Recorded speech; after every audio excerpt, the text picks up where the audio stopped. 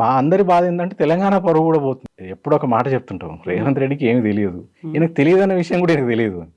PV Narasimha Rao గురించి అంత light comment చేయడం చాలా దుర్మార్గం అండి. ఎందుకంటే పివి నరసింహారావుకి అన్ని రంగాల మీద ఎట్లయితే అవగాహన ఉందో ఆయనకి ఐటీ మీద కూడా చాలా మంచి అవగాహన ఉంది. ఆయన 17 భాషల్లో మాట్లాడగలడు. ఈయనలాగా కాదు, ఈయనలాగా మెమ్మే పెప్పే టైప్ కాదు ఆయన. ఆయన 17 లాంగ్వేజెస్లో ధారాళంగా మాట్లాడగలడు. అదొక్కటే కాదు, ఆయన చాలా ఓల్డ్ ఏజ్లో కంప్యూటర్ల మీద ఎంత పట్టు సంపాదించారంటే అప్పట్లో బేసిక్, కోబాల్ లాంటి లాంగ్వేజెస్, యూనిక్స్ లాంటి సిస్టమ్స్ మీద ఆయన పనిచేసినారు. పనిచేసి ఆయన కోడింగ్ కూడా నేర్చుకున్నారు. అట్లాంటి గొప్ప మనిషిని పట్టుకొని ఆయనకు ఐటీ తెలియదు అంటే ఈయనకు తెలియదు కాబట్టి ఎవరికి తెలియదు అని అనుకుంటున్నాడు. అది ప్రాబ్లం.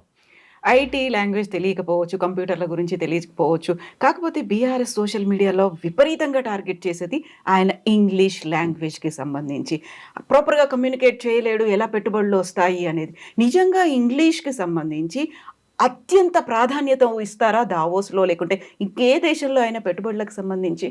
నిజానికి అది ఇంగ్లీష్ సమస్య కాదండి. చాలామంది ఏమనుకుంటున్నారంటే ఏదో ట్రోలింగ్, ఆయనకి ఇంగ్లీష్ రాదని జరుగుతుంది అనుకుంటారు. అది ఇంగ్లీష్ సమస్య కాదు. అదే ఆయనకున్న అంటే ఆయన అజ్ఞానము ప్రతి వేదిక మీద బయటపడుతున్నది. ఇంగ్లీష్ రాకపోవడం అనేది జస్ట్ వన్ స్మాల్ ఇష్యూ, కానీ ఆయనకు అసలు విషయ పరిజ్ఞానం లేదు. అది లార్జర్ ఇష్యూ. అందరికీ వాళ్ళ కన్సర్న్ ఏంటంటే, నేను ఇంతకుముందే చెప్పినట్టుగా ఆయనకు చరిత్ర తెలియదు, నాయకుల గురించి ఏమీ తెలియదు, చాలా సూపర్ఫిషియల్ నాలెడ్జ్ ఉంది ఆయనకి. కాకపోతే ఏంటంటే అట్లా ఉన్నప్పుడు మీరు కొంచెం సైలెంట్గానన్నా ఉండాలి. మీరు వేదికలెక్కి వాళ్ళ మీద వీళ్ళ మీద అడ్డం పొడుగు కామెంట్లు చేస్తే ఏమైందంటే మీకు ఏమీ తెలియదు అన్న విషయం అందరికీ అర్థమవుతుంది. అది ఆయన చేస్తున్న మిస్టేక్. ఇంతకుముందు ఇంగ్లీష్ గురించి ఒక మాట అన్నారు. నిజంగానే ఇంగ్లీష్ అవసరం లేదండి. సమస్య రేవంత్ రెడ్డికి ఇంగ్లీష్ రాకపోవడం గురించి కాదు, సమస్య రేవంత్ రెడ్డికి విషయ పరిజ్ఞానం లేకపోవడం గురించి. ఇప్పుడు మీరు చైనా నుంచో, జపాన్ నుంచో, తైవాన్ నుంచో ఇండస్ట్రియలిస్టులు వస్తుంటారు. అప్పుడప్పుడు వచ్చినప్పుడు వాళ్ళతో పాటు ఒక ట్రాన్స్లేటర్ని తెచ్చుకుంటారు. వాళ్ళకి ఇంగ్లీష్ రాదు, వాళ్ళ భాషలోనే మాట్లాడతారు. పక్కన ఉన్న ట్రాన్స్లేటర్ అదేంటో కమ్యూనికేట్ చేస్తారు. ఒక్క సెంటెన్స్ ఆయన మాట్లాడితే వెంటనే పక్కన ట్రాన్స్లేటర్ దాన్ని ట్రాన్స్లేట్ చేసి చెప్తారు మనకి. నిజంగా ఆయనకి ఇంగ్లీష్ రాకపోతే అట్లాంటి ట్రాన్స్లేటర్తో పని నడిపించవచ్చు. కానీ సమస్య ఏంటంటే నాకు ఇంగ్లీష్ రాకపోవడం సమస్య కాదు, ఈయనకు విషయ పరిజ్ఞానం లేదు. విషయ పరిజ్ఞానం లేక ఇష్టం వచ్చినట్టుగా అంతర్జాతీయ వేదికల మీద మాట్లాడడం వల్ల ఆయన పరువు ఎలాగో పోతుంది. మా అందరి బాధ ఏంటంటే తెలంగాణ పరువు కూడా పోతుంది అని. ఎందుకంటే వాళ్ళు గమనిస్తారు కదా, తెలంగాణ నాయకుడు, తెలంగాణ ముఖ్యమంత్రి ఎట్లా మాట్లాడుతున్నాడు, ఏం మాట్లాడుతున్నాడు అనేది అందరూ చూస్తారు కదా. ఆయనతో వెళ్ళినటువంటి బృందం ఉంది, తెలంగాణ రైజింగ్ బృందం, విజన్ 2050 అనే టార్గెట్స్గా వెళ్ళింది. మంత్రులు ఉన్నారు, అందులో అధికారులు ఉన్నారు, సీనియర్ ఐఏఎస్లు ఉన్నారు. వాళ్ళందరూ కూడా కరెక్ట్ చేయలేకపోతున్నారా, లేకుంటే సరైన ఫీడ్బ్యాక్ వాళ్ళు కూడా ఇవ్వలేదంటారు? అంటే రేవంత్ రెడ్డి వ్యవహార శైలి తెలిసిన వాళ్ళు చెప్పేది ఏంటంటే ఈయన ఎవరి మాట వినడు అని, ఈయన సీతయ్య టైప్ అని చెప్తారు. కాబట్టి అధికారంలో కూడా వచ్చినాడు కాబట్టి కొంత ఇంకా అది పెరిగి ఉంటుంది, ఆ గుణం ఇంకొంచెం పెరిగి ఉంటుంది. కానీ ఎవరి మాటలు వినే రకం అయితే కాదు. వినే రకం అయితే కొంచెం వేరేలాగా ఉండేది పరిస్థితి. సో ఈసారి దావోస్లో వన్ నేషన్ వన్ పెవిలియన్తో పాటుగా 3 రాష్ట్రాల సీఎంలు పాల్గొన్నారు. సో ప్రతి రాష్ట్రానికి అత్యంత భారీ పెట్టుబడులు తీసుకురావాలనేది ఒక టార్గెట్ ఉంది. 10 ఏళ్లలో ఎప్పుడూ చూడనంత ఒక భారీ నెంబర్ అనేది, పెట్టుబడులు అనేది ఈసారి మన దగ్గర కనిపించినప్పుడు, వాట్ అబౌట్ అదర్ స్టేట్స్, అక్కడ ఎలా ఉంది? మీరు గమనించండి, అంటే చాలా కొట్టొచ్చినట్టు ఈసారి నాకు కనిపించిన ఎగ్జాంపుల్ చంద్రబాబు నాయుడు గారు ఆంధ్రప్రదేశ్ నుంచి. ఆయన ఈజ్ ఎ దావోస్ వెటరన్. అంటే ఏ రాష్ట్రం ముఖ్యమంత్రి దావోస్కి వెళ్ళక ముందు నుంచి ఆయన వెళ్ళి అక్కడ కొంచెం హడావుడి చేస్తున్నాడు. సరే, దానివల్ల ఎంత బెనిఫిట్ వచ్చింది అదంతా మనం చర్చించవచ్చు. కానీ ఒక విషయం ఈసారి కొట్టొచ్చినట్టు కనిపిస్తుంది, అంటే ఆయన చాలా మెల్లోడ్ డౌన్గా కనిపించారు ఈసారి. అంటే ఎక్కువ హడావుడి చేయలేదు. నెంబర్స్ కూడా అసలు ఆల్మోస్ట్ పెద్దగా ఏ కంపెనీ కూడా పెట్టుబడి పెట్టినట్టుగా అనౌన్స్మెంట్స్ చేయలేదు. అంటే నా వరకు నాకు అనిపించింది ఏంటంటే ఆయన కొంచెం కావాలనే కొంత ఎక్స్పెక్టేషన్స్ సెట్ చేయడం కోసం. తెలంగాణ చంద్రబాబు నాయుడు గారు వచ్చారని ఏదో 1000 కోట్లు 1,00,000 కోట్లు అనే నెంబర్లు వస్తాయి కాబట్టి రాష్ట్ర ప్రజల నుంచి బయట నుంచి వచ్చే ఒత్తిడిని కొంచెం తగ్గించే ఉద్దేశంతోనే ఆయన నెంబర్స్ పెద్దగా అనౌన్స్ చేయలేదని నాకు అనిపించింది. అందుకే అంటున్నాను, ఇప్పుడు అట్లాంటి ఆయన చాలా సీజన్డ్ పాలిటీషియన్ కాబట్టి కొంత ముందు వెనక చూసుకొని అవన్నీ చేస్తారు. ఇప్పుడు రేవంత్ రెడ్డి లాంటి వాళ్ళు చేస్తున్న ఈ పెద్ద పెద్ద ప్రకటనతో వచ్చే ప్రమాదం ఏంటంటే కరెక్ట్ 1 ఇయర్ ఎంతోసేపు ఉండదండి, 1 ఇయర్ కళ్ళ ముందర అది జరిగిపోద్ది. 1 ఇయర్ తర్వాత డెఫినెట్గా ఎన్ని కంపెనీలు ఇందులో గ్రౌండ్ అయ్యాయి, ఎన్ని నిజంగా స్టార్ట్ అయ్యాయి అనే క్వశ్చన్ వస్తుంది. ఆ రోజైనా ఈ అర్ధసత్యాలు అబద్ధాలతో కూడిన ఈ లిస్ట్ ఏదైతుందో అది తేలిపోతుంది. ఇంకోటి 1,76,000 కోట్లు అనేది చిన్న నెంబర్ కాదు. ఆ నెంబర్కి కరెక్ట్ 10% 12% వివిధ రూపంలో, పన్నుల రూపంలో రాష్ట్రానికి రావాలి. అక్కడ కూడా మీకు రిఫ్లెక్ట్ అవుతుంది. సో రేపు అది రిఫ్లెక్ట్ అవుతుందా లేదనేది అంతా తేలిపోతుంది దీని నెంబర్లలో నిజమెంతో అబద్ధమెంతో. మహారాష్ట్రకి ఎలా వచ్చింది? మహారాష్ట్రలో కూడా సేమ్ ప్రాబ్లం అండి. అక్కడ కూడా ఈ చాలా సోలార్ అండ్ పంప్డ్ స్టోరేజ్ ప్రాజెక్టులు అక్కడ కూడా లెఫ్ట్ రైట్ సెంటర్ అనౌన్స్ చేశారు. వాళ్ళు కూడా some lakhs of crores announce చేశారు. 9 లక్షలు 10 లక్షల కోట్లు అనౌన్స్ చేశారు. బట్ నా ఉద్దేశం ప్రకారం అవి కూడా చాలా అన్రియలిస్టిక్ నెంబర్స్ అండి. నిజంగా వచ్చే ఇన్వెస్ట్మెంట్స్ అట్లా లక్షల కోట్ల రూపాయలు అట్లా తినే ప్రకటనలు చేస్తే వచ్చేటివి కావు. అవి కొంచెం నెమ్మదిగా వస్తాయి అండ్ ఆ నెంబర్స్ కూడా కొంచెం రియలిస్టిక్ ఉంటాయి. ఈ నెంబర్స్ ఏవి కూడా రియలిస్టిక్గా లేవు. సో ఇప్పుడు కామన్గా వచ్చే ఒక డౌట్ ఉంటుంది. దావోస్ ప్రపంచ ఆర్థిక సదస్సు అనుకున్నప్పుడు నిజంగా అక్కడ ఒక అకౌంటబిలిటీయో లేకుంటే ఎవరెవరికి ఎన్ని వెళ్ళాయి, ఎవరెవరు ఎన్ని ఒప్పందాలు చేసుకున్నారు, ఏ దేశానికి, ఏ రాష్ట్రానికి, ఏ కంపెనీకి మధ్య ఎన్ని ఒప్పందాలు జరిగాయి, ఇలాంటి లెక్కలన్నీ ఉంటాయి కదా. వాళ్ళు ఏమన్నా దీన్ని నెక్స్ట్ టైం మళ్ళీ అనాలిసిసో స్టాటిస్టిక్సో తీసుకొని చూస్తారా, ఈసారి ఎలా అయినాయని వాళ్ళ దగ్గర నుంచి కూడా అఫీషియల్గా వస్తాయి లెక్కలు? అంటే వెఫ్ వాళ్ళు ఈ ఎంఓఈస్ అన్ని ఏంటంటే వెఫ్ ప్రాంగణంలో జరగవండి. తేడా ఏంటంటే సింపుల్, చాలా మందికి ఇందులో ఒక మైన్యూట్ డిఫరెన్స్ అర్థం కావాలి. ఏంటంటే పేరుకి ఇవన్నీ దావోస్లో జరిగిన వరల్డ్ ఎకనామిక్ ఫోరం ఏదైతే మీటింగ్ జరుగుతుందో ఆ ప్రాంగణంలో జరగవు. ఆ ప్రాంగణానికి వెలుపల వీళ్ళు పెవిలియన్స్ పెట్టుకొని అక్కడ మీటింగ్స్ చేసి అనౌన్స్ చేస్తారు. సో దీనికి వెఫ్కి ఏం సంబంధం ఉండదు. సో వాళ్ళు చెక్ చేయడం కానీ క్రాస్ చెక్ చేయడం కానీ జరగదు.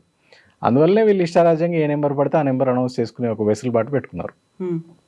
కానీ అదే చెప్తున్నా, గతంలో వచ్చిన ప్రకటనలకి దీనికి తేడా ఏంటని చాలామంది అడుగుతున్నప్పుడు నేను చెప్తున్నది ఒకటే. గతంలో ఈ సంవత్సరం కొన్ని ఇన్వెస్ట్మెంట్స్ వచ్చాయి అంటే దానికి కమెన్షరేట్గా మీకు నెక్స్ట్ ఇయర్ యాన్యువల్ రిపోర్ట్లో అంతమంది ఎంప్లాయ్మెంట్ గ్రోత్ కనిపించేది, ఐటీ ఎక్స్పోర్ట్స్ గ్రోత్ కనిపించేవి, జిఎస్టీ దగ్గర నుంచి అన్ని ఎకనామిక్ పారామీటర్స్లో ఇంతకుముందు చెప్పినట్టుగా ఆఫీస్ స్పేస్ అబ్జార్ప్షన్లో, హౌసింగ్ సేల్స్లో ప్రతి చోట ఈ ఇన్వెస్ట్మెంట్స్ యొక్క ఇంపాక్ట్ కనపడేది. ఒక ప్రోగ్రెస్ రిపోర్ట్ లాగా ఇవ్వాలి.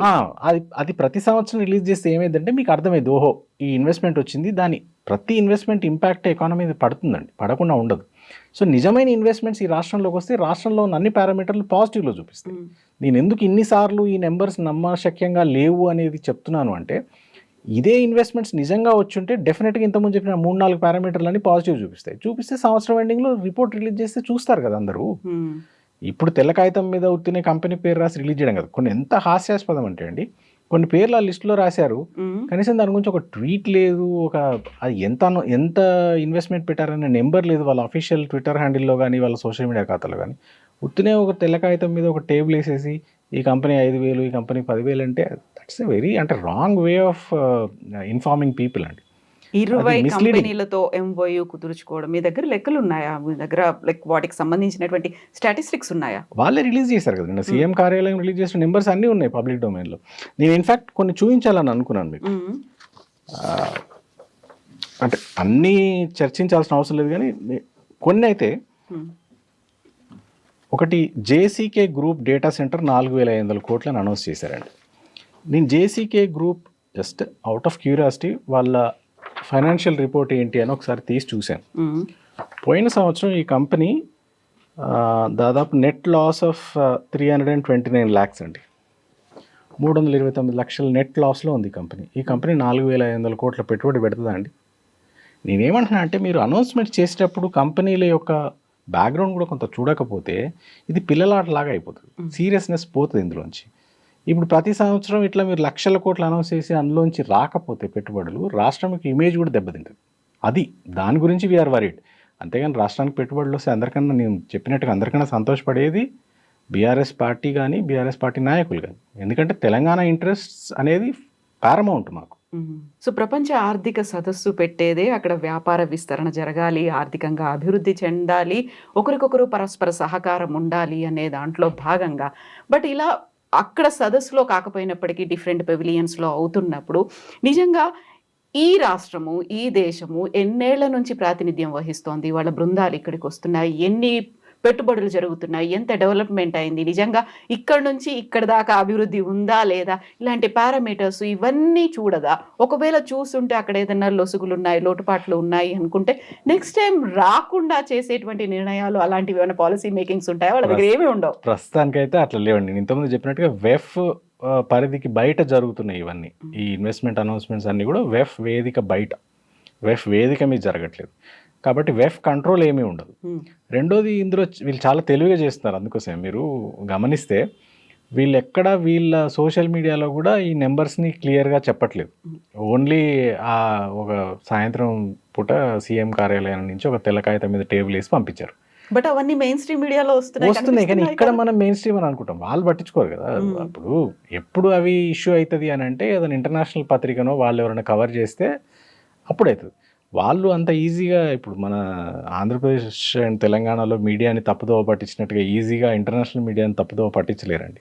మీరు కంపెనీ నుంచి ప్రకటన రాకపోతే వాళ్ళు అసలు వార్తనే వేయరు. ఇప్పుడు ఈయన అంటాడు, ఈయన పలానా కంపెనీ 10,000 కోట్లని ఈయన రాసుకుంటాడు. ఆ కంపెనీ ప్రతినిధికి ఫోన్ చేసి వాళ్ళు కన్ఫర్మ్ చేస్తేనే వాళ్ళు వార్త వేస్తారు. సో ఇక్కడ మీడియాని మేనేజ్ చేసినంత ఈజీ కాదండి. అంతర్జాతీయ మీడియాలో అట్లా ఏది పడితే అది ప్రచురించడం సాధ్యం కాదు. కాబట్టి వీళ్ళ ఆటలు సాగుతున్నాయి. సో లాస్ట్ టైం 40,000 కోట్ల పెట్టుబడులు, ఈసారి మాత్రం అది పెరిగింది 45,000 ఉద్యోగాల కల్పన అనేది కూడా జరుగుతుంది. అంటే ఒక చిన్న హోప్ అయితే కనిపిస్తుంది ఆల్మోస్ట్ అందరికీ. అవునా, ఇప్పుడు 45,000 ఉద్యోగాల కల్పన జరుగుతుంది అనేది. అది మళ్ళీ నెక్స్ట్ ఇయర్ దావోస్కి మళ్ళీ ఇంకొక డెవలప్మెంట్ ఉందా, స్టేటస్ కో ఉందా, లేకుంటే అసలు ఏమీ లేదా, ఇలాంటివన్నీ మాత్రం గుర్తుంటాయి నేను కదా. అదే అంటాను, ఇప్పుడు మీరు 45,000 ఉద్యోగాలు అని అన్నారు. డెఫినెట్గా ఇప్పుడున్న రాష్ట్రంలో ఉన్న ఐటీ ఉద్యోగుల సంఖ్య నెక్స్ట్ ఇయర్ వరకు ఆర్గానిక్గా కొంత పెరుగుతుంది. మీరు ఈ కొత్తగా తెచ్చిన 45,000 రేపు వచ్చే రిపోర్ట్లో రిఫ్లెక్ట్ అవుతాయా, నెక్స్ట్ ఇయర్ యాన్యువల్ రిపోర్ట్లో ఈ ఉద్యోగాలు దాంట్లో రిఫ్లెక్ట్ అవుతాయా లేదా అనేది గీటురాయి. అది కానప్పుడు ఇవన్నీ ఉత్తి మాటలు అయితే. ఆర్గానిక్గా ఎవ్రీ ఇయర్ ఏదైతే రేట్లో గ్రో అవుతుందో అదే రేట్లో గ్రో అవుతే మీరు ఇంత హడావుడి చేసి ఏం లాభం లేదని అర్థం. అడిషనల్గా ఏమైనా తెస్తున్నారా, అడిషనల్గా ఏమైనా చేయగలుగుతున్నారా, అది చూపించగలిగితే సంతోషం. ఉద్యోగాలు వస్తాయంటే తెలంగాణకు అంతకంటే సంతోషకరమైన వార్త ఏముంటుందండి. మన యువకులకు ఉద్యోగాలు రావాలనే కదా అందరం కోరుకుంటాం. సో ఉద్యోగాలు వస్తే సంతోషం. సో వెయిట్ చేద్దాం మళ్ళీ ఏం జరుగుతుంది. ఒక నిజంగానే అన్ని పెట్టుబడులు వస్తున్నాయా, అంత ఉద్యోగాల కల్పన ఉందా, నెక్స్ట్ ఇయర్ దావోస్ దాకా వెయిట్ చేయాల్సిన అవసరం లేదు కదా, ఈ మధ్య కాలంలోనే తెలుస్తుంది కదా. చాలా చాలా రిపోర్ట్లు వస్తాయి మధ్యలో. ఇప్పుడు నిన్న ఒక రిపోర్ట్ వచ్చింది, మీరు చూసారు కదా, CAG report. It is clearly saying that all our revenues are going down. నేను అదే అంటున్నాను, ఏంటంటే ఏదో ఒక పారామీటర్లో బయటపడాలండి. మీరు అన్ని పారామీటర్లు నెగిటివ్ చూపిస్తుంటే నేను 1,00,000 కోట్లు తెస్తున్నా, 1,000 కోట్లు తెస్తున్నాను ఉత్తుత్తి ప్రకటనలు ఎన్ని చేసినా కానీ ఉపయోగం ఉండదు. So let's hope. నిజంగానే. సో పాజిటివ్ ఫీల్ తో వెయిట్ చేద్దాం మనం. Sure. Yes, thank you so much. Thank you అండి. Thank you.